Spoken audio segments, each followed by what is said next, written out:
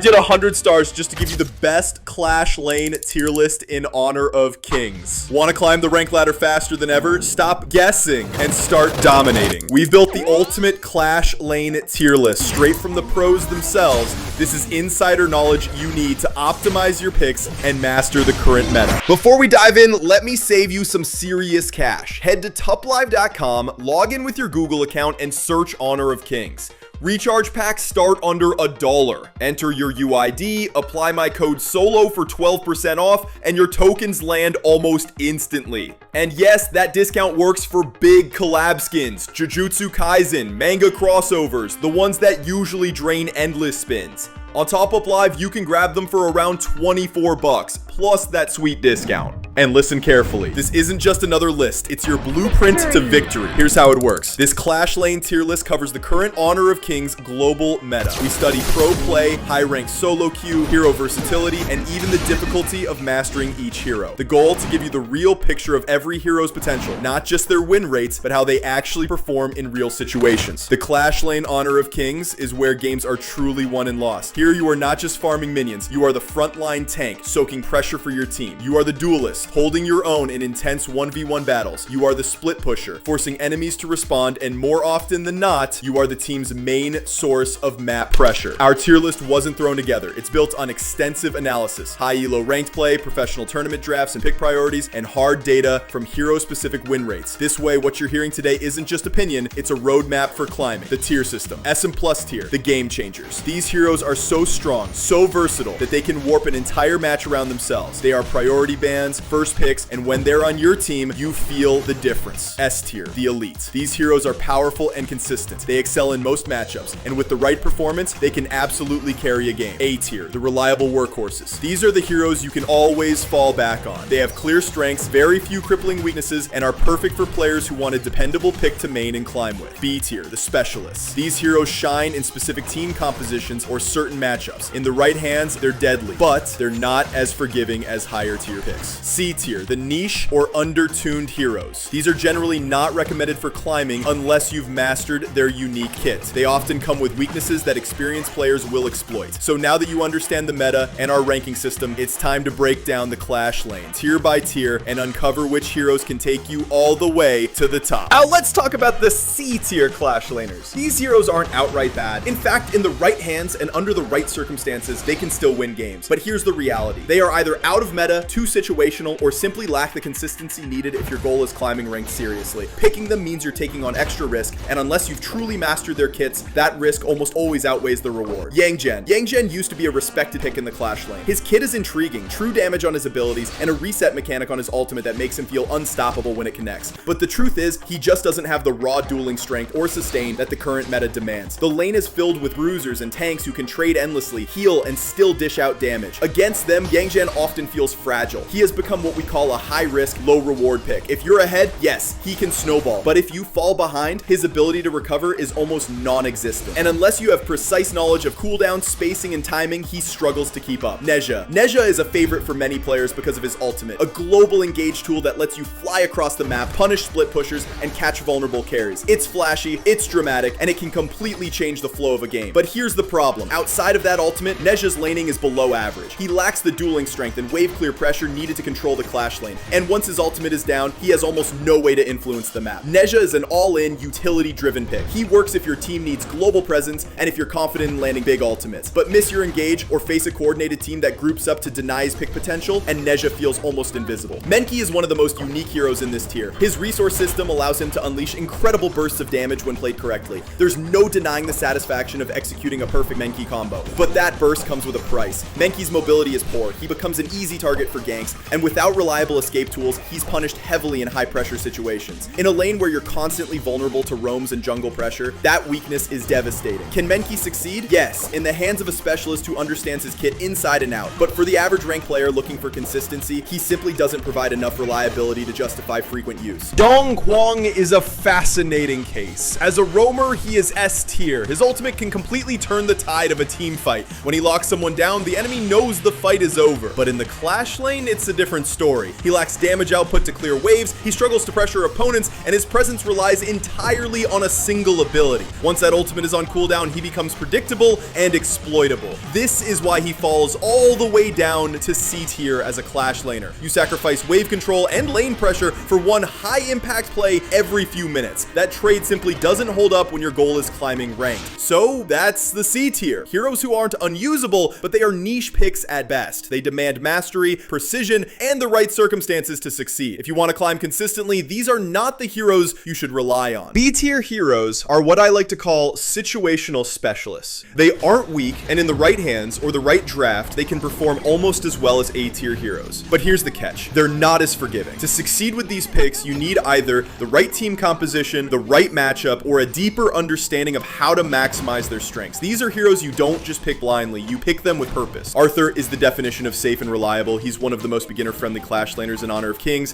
His passive gives him strong sustain, his silence is a direct answer to ability-reliant heroes, and his ultimate is perfect for shutting down high-priority targets. The reason Arthur doesn't climb into A tier is simple. He lacks high-level outplay potential. He'll never truly dominate skilled opponents in lane, and his kit doesn't scale into flashy game-breaking plays. But if you want a consistent, straightforward Clash laner who always contributes in fights, Arthur is a fantastic pick. Wooyen is what I'd call a counter specialist. His petrification ability is one of the most unique forms of crowd control in the game. It can completely shut down divers and assassins trying to get into your backline. That makes him an excellent counter pick to Clash laners like Elaine or against jump-heavy junglers who rely on diving carries. If timed well, Wooyen doesn't just save teammates, he reverses entire fights. The issue is, outside of that petrification, Wooyen doesn't bring as much raw power or consistency as A-tier laners. He's not bad, but he is heavily matchup dependent. Ada is one of the most disruptive tanks you can pick for Clash lane. His kit is designed to make marksmen and squishy carries miserable. Between his displacement tools and his ability to soak up pressure, Ada can warp how enemy backlines play. In team fights, his strength is undeniable, but in lane, he's less impressive. He doesn't always have the damage to pressure opponents, and smart laners can play around his cooldowns. He's still a nightmare in coordinated play, but for solo queue, Ada requires good synergy with your team to unlock his full potential. Heino is what I call a wild card pick, a mage fighter hybrid with an unpredictable playstyle. He thrives on confusing opponents who aren't used to his kit. Against melee heavy compositions, Heino can shine by abusing his range and tricky combos. The problem? He's not a staple of the meta. Heino struggles against range poke, disciplined laners, and coordinated teams that don't give him room to breathe. If you're looking for an off-meta counter pick that can tilt enemy laners and punish melee lineups, Heino is your guy, but don't expect him to carry every draft. Finally, let's talk about Zhuangzi. As a roamer, he's top tier. His anti-CC ultimate can completely flip fights and make him invaluable in the support role. But as a Clash laner, Zhuangzi falls flat. His damage output is low, and his dueling potential just doesn't match the expectations of the lane. He can hold the line, yes, but he rarely pressures his opponent. That's why he only finds a place in Clash lane if your team specifically needs his anti-CC utility. Otherwise, there are simply better options. So that's the B tier. Heroes that are not weak, but situational. They're specialists who require the right draft, the right matchups, and often a higher skill ceiling than their A tier counterparts. If you're willing to put in the work, they can carry. But if you want consistency, they are not the most reliable path to climbing. A tier heroes are the backbone of the Clash lane meta. They may not always dominate like S tier picks, but they offer consistency, flexibility, and reliability in almost every draft. These are the heroes you can lock in without hesitation. They'll always perform, they'll always have impact, and they're rarely, if ever, a liability. They are the steady hands of rank play. The picks that don't just win games, they stabilize them. Even after nerfs, Fatih has refused to leave the spotlight. His identity as a premier split pusher is untouched. His ultimate grants him insane sustain, turning what should be hopeless duels, even 1v2s, sometimes 1v3s, into winning fights. If left unchecked, he forces enemies to commit resources, buying time and space for the rest of his team. This makes him perfect for macro-focused strategies. teams that want to pull opponents apart, trade objectives, and control the map. Fatih doesn't just win his lane, he warps the enemy's entire game plan. Lee Sin is the Swiss Army knife of Clash Lane. His dual stances give him a toolkit that covers almost every scenario: poke, crowd control, burst damage, and defensive options. But here's the key. Unlocking Lee Sin's true potential requires mastery of seamless stance switching.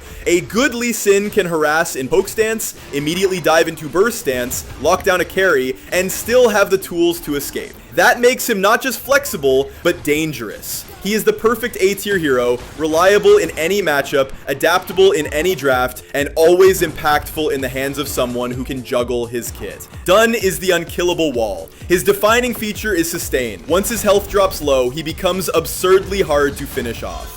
In lane, this means Dun is near impossible to bully out. In teamfights, it means he is a frontline bruiser who simply refuses to die.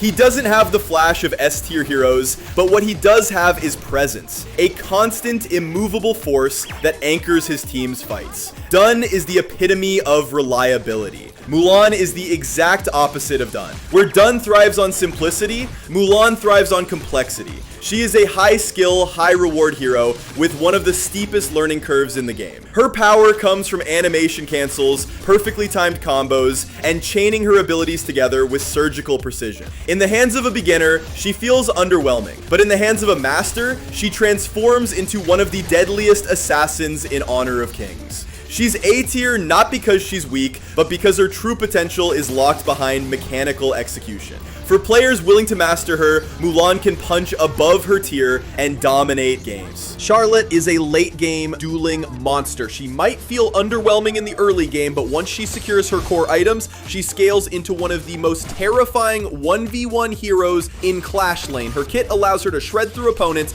and consistently pressure enemy backlines. If given space to farm, Charlotte becomes a nightmare that cannot be ignored. Her weakness lies in her early game vulnerability. If she falls behind, it takes time to catch up. But if she survives the lane phase, Charlotte transforms into an unstoppable duelist. Fuzi is the definition of adaptability. His flexible build paths mean he can shift roles mid-game depending on what his team needs. If his team needs a bruiser front line, Fuzi can build tankier and still contribute. If they need a damage thread, he can pivot into a strong carry role. His dueling capability remains strong regardless, which makes him a reliable pick in most drafts. That adaptability is exactly what makes Fuzi an A-tier hero. No matter the game state, he always has a way to stay relevant. Lu Bu has been called the eternal king of dueling, and for good reason. His true damage and lifesteal allow him to win nearly every 1v1 encounter. He slices through tanks with his true damage, and he outlasts squishier opponents with his sustain. In lane, Lu Bu is a juggernaut who forces respect from anyone standing across from him, but Lu Bu is not without weaknesses. Ranged heroes and heavy kiting compositions can punish him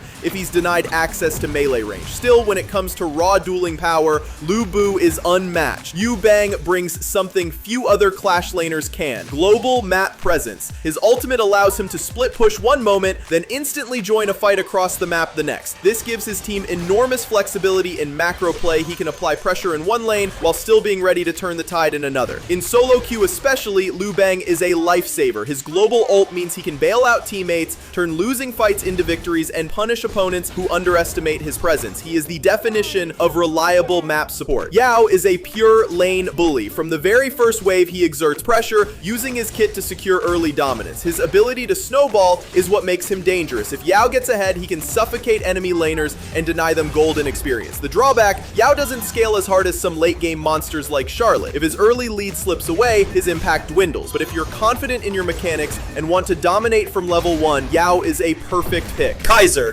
rounds out the A tier as a balanced, well-rounded fighter. He has sustain, he has burst, and he fits into almost any team composition. Kaiser doesn't dominate one aspect of the game, but he does everything well. That's his strength: consistency. In rank play where drafts can be unpredictable, Kaiser is always a safe and effective option. He won't hard carry every match, but he'll never be a dead weight either. Kaiser is the classic definition of an A tier performer. So that's the A tier, the consistent performers. Heroes who may not have the sheer dominance of S tier, but who thrive because they are reliable, flexible, and steady picks. When you want to climb without gambling on risky situational specialists or demanding the mechanical prodigies. These are the heroes you can trust to deliver every single game. Now we enter S tier. These are the giants of the Clash lane, the ones who don't just play the game, they reshape it, they dictate tempo, they demand respect, and they force every opponent to adjust their strategy around them. Choose one of these heroes, and you are not simply drafting a fighter, you are drafting a path to victory. Flowborn, the unstoppable initiator. Flowborn is the definition of versatility. His kit allows him to shift between roles, a durable frontline disruptor who soaks up punishment,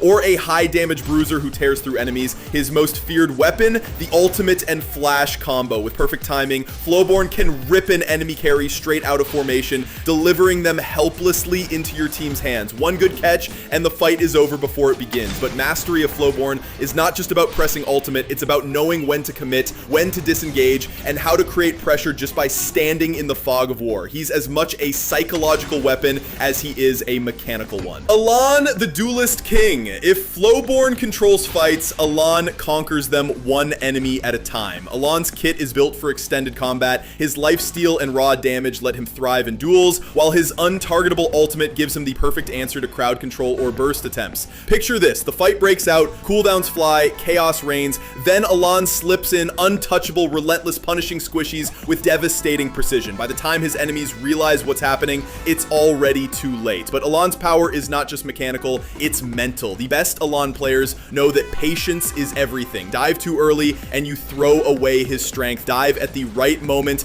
and you become unstoppable. Sunsa, the map controller. Few heroes control the map the way Sunsa does. His laning presence is solid, but his true value comes from his global ultimate, the ship that allows him to traverse the map instantly. This tool doesn't just rotate him, it reshapes the battlefield. Imagine pushing your wave, disappearing into the fog, and then crashing into a fight in another lane, tipping the numbers in your favor. That is Sunsa's defining strength. His ability to create opportunities where none existed, yet his power comes with responsibility. A wasted ship is not just a misplay, it is a window where his team lacks their greatest engage. Sunsa players must master timing and map awareness, or risk turning their greatest asset into dead weight. Byron, the trading machine. If Sunsa bends the map, Byron bends the lane. His energy-based abilities give him constant pressure with short cooldowns and strong sustain. This makes him a nightmare to trade against. His rhythm is simple. Build energy on minions, then unleash it in powerful trades. Win one trade, win another, and suddenly Byron is snowballing, pushing his opponent out of lane and turning that pressure into objectives. Few laners can stop his momentum once it starts. But Byron's real strength isn't raw damage, it's discipline. Without proper energy management, his advantage collapses. A great Byron doesn't just hit harder, he hits smarter. Ukyo Tachibana, the precision assassin. Ukyo blends speed, precision, and lethality into one deadly package. His laning is built on poke and harassment. He wears opponents down with quick strikes, then commits with explosive burst damage. His mobility allows him to escape danger as quickly as he enters it. In team fights, Ukyo is patience and timing. He waits for the perfect moment, then dives in to eliminate a key target before vanishing, leaving chaos behind. But unlike Flowborn or Align, Ukyo cannot afford mistakes. His fragility means one wrong dash can cost everything. To master him is not just about speed. It's about control and striking only when the moment is perfect. The standard of Clash. Flowborn, Alan, Sunsa, Byron, Ukyo Tachibana. These are not just Clash lane heroes. They are the standard. The benchmarks against which all others are measured. And in the right hands, they don't just win games, they define them. Now it's time for the S+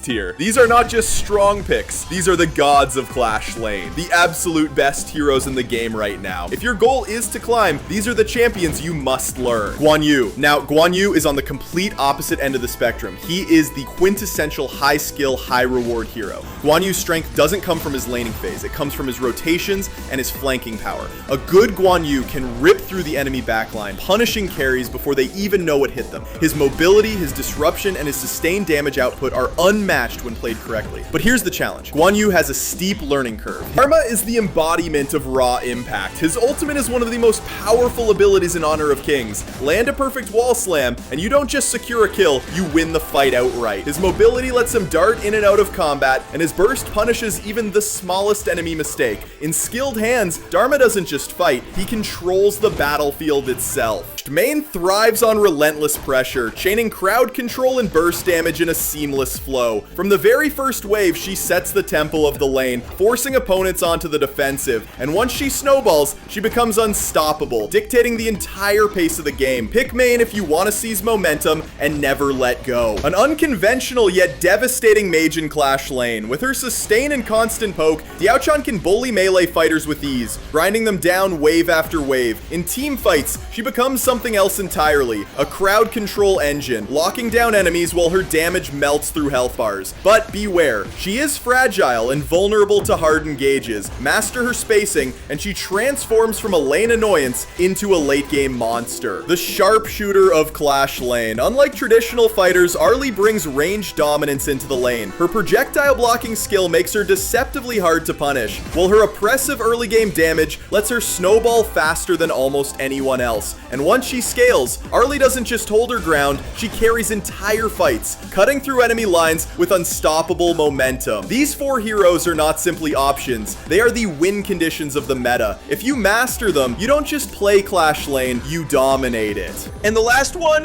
Umbrosa. Yeah, Umbrosa is the queen of Clash lane right now. Her second skill, it melts you in seconds. She's a monster in this meta. Play Umbrosa in Clash lane and watch her go crazy. She could burst down the entire enemy team, even in a 1 versus 5. Her ultimate is the secret. It keeps her alive in every fight. Even if she falls, she revives and comes back stronger. And the damage? Oh my god, it's unstoppable. She will have the highest ban rate, she will have the highest pick rate, right after Oghren. So spam her now before every game bans her out. So the final tier list for this season 12 is this. Give a thumbs up for this and hype this video so that it can support me and reach to all Clash laners. Bye!